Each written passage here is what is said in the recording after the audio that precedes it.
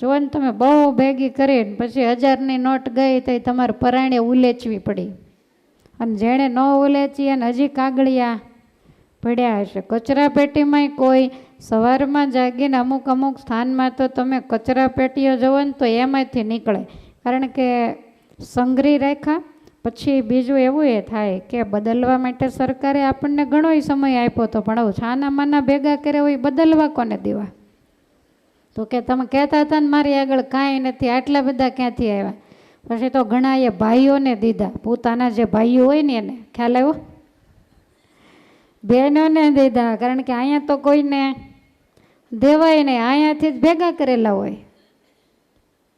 અને આવી રીતે બદલાવ્યા ને પછી કોકને ભૂલમાં પડ્યા રહ્યા તો એ કચરા પેટીમાં ગયા.